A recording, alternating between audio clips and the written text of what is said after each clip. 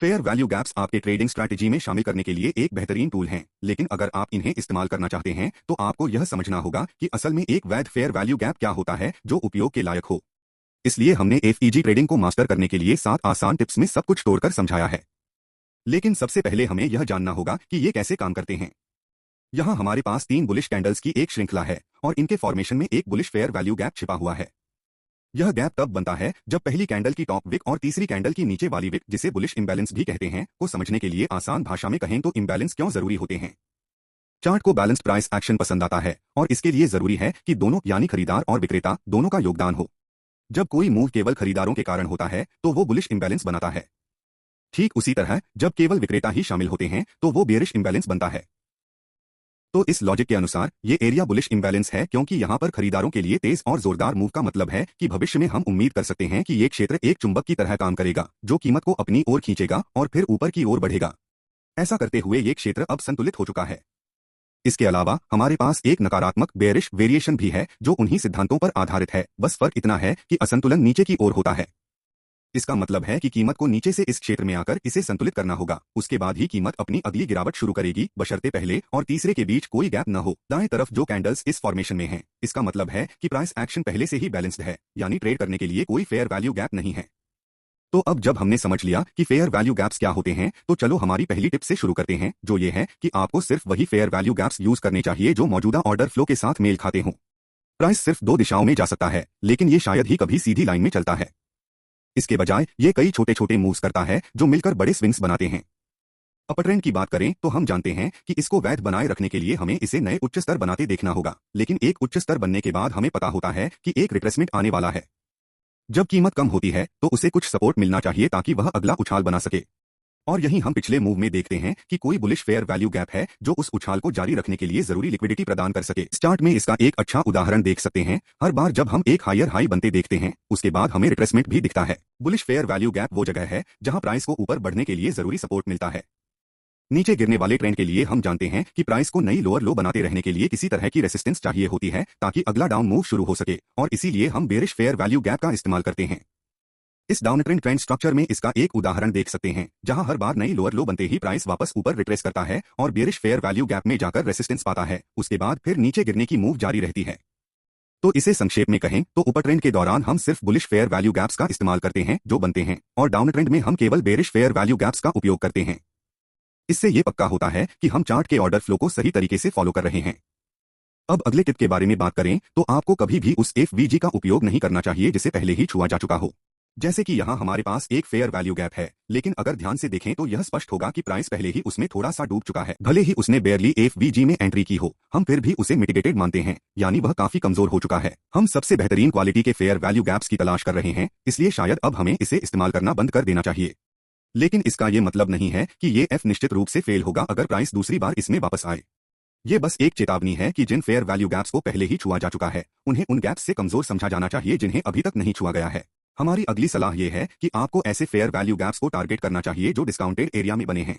उदाहरण के लिए यहाँ हमारे पास एक मजबूत बुलिश मूव है, लेकिन जब हम फेयर वैल्यू गैप्स को पहचानो हमारे पास कुछ विकल्प हैं। तो सवाल यह है कि हमें अपनी ट्रेड्स के लिए किस पर ध्यान देना चाहिए। सबसे पहले हमें मूव की टॉप और बॉटम के साथ साथ 50% मिड लेवल भी मार्क करना चाहिए। इससे हमें जो रेंज मिलेगी उसमें प्रीमियम और डिस्काउंट एरिया का पता चलेगा।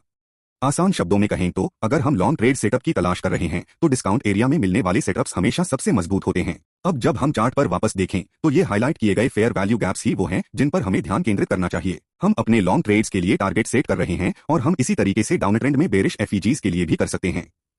बस फर्क ये है कि हमें उन फेयर वैल्यू गैप्स को टारगेट करना है जो प्रीमियम एरिया में बने हैं, यानी 50% लाइन से ऊपर कहीं भी।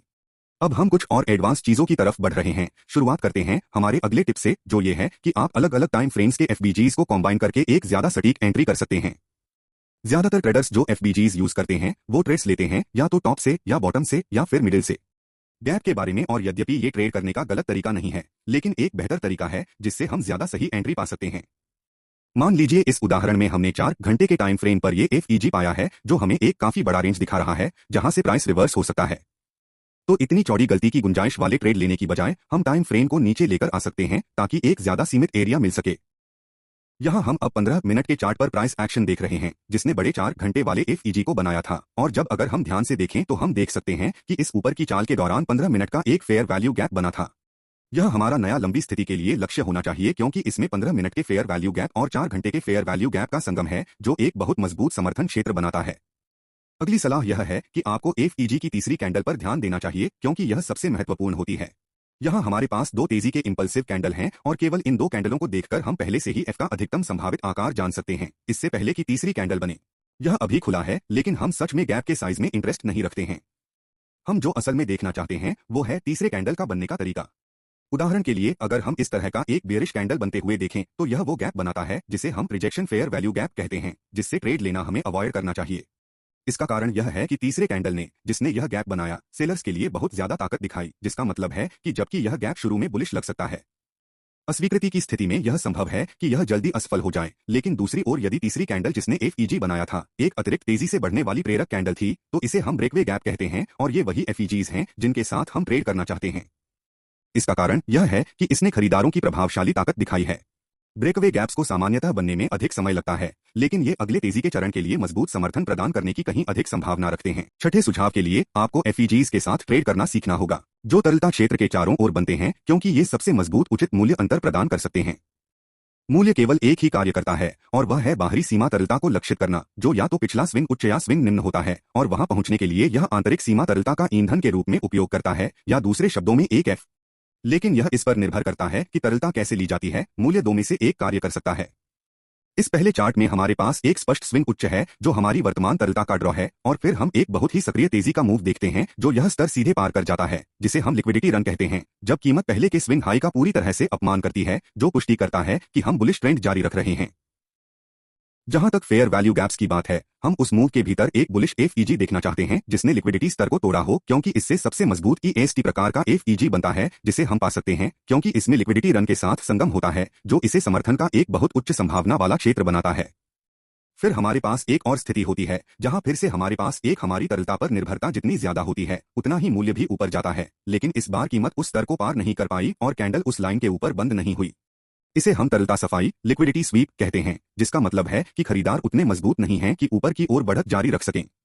यहां बने एफजी को हम लॉन्ग ट्रेड के लिए इस्तेमाल नहीं करना चाहिए, क्योंकि कीमत तरलता स्तर को पार करने में असफल रही है। यह संकेत देता है कि अब दिशा की प्रवृत्ति बुलिश से बदलकर शायद दूसरी ओर जा रही है।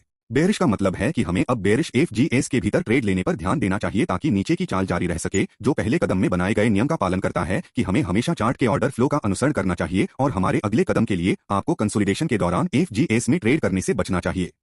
बाजार में पैसे कमाने का सबसे आसान तरीका है ट्रेंडिंग फेज के दौरान ट्रेड करना, क्योंकि इसके लिए केवल ट्रेंड जारी रहने की पुष्टि चाहिए। इसके अलावा अधिकतर ट्रेडर्स सक्षम होंगे सफलतापूर्वक बाजार संरचना के सरल ज्ञान का उपयोग करके एक ट्रेंड रिवर्सल की पहचान कर लेते हैं, लेकिन जब कंसोलिडेशन क्षेत्र आता है तो वे बार बार उलझ जाते हैं, क्योंकि उन्हें पता नहीं होता कि किस दिशा को टारगेट करना चाहिए। ऐसा इसलिए होता है क्योंकि जब हम ट्रेंड में बायस खोज रहे होते हैं तो हम सबसे पहले एक एफ के सम्मानित होने को देखना चाहते हैं, और उस मूव से जो उत्पन्न होता है हम एक अतिरिक्त एफ के निर्माण को देखना चाहते हैं जिसे कीमत को और ऊपर बढ़ाने के लिए इस्तेमाल किया जा सके। लेकिन जब अंततः हम एक बुलिश एफईजी फेल होते देखते हैं तो लोग तुरंत अपनी राय बदल देते हैं।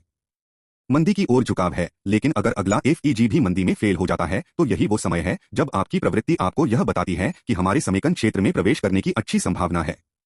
लेकिन अगर आप केवल ट्रेंडिंग चरणों में रुचि रखते हैं तो आप तब तक इंतजार करेंगे जब तक कीमत दो नए एफएस नहीं बनाती और उनका सम्मान नहीं करती, क्योंकि इससे आपको नया अल्पकालिक दिशात्मक झुकाव मिलेगा।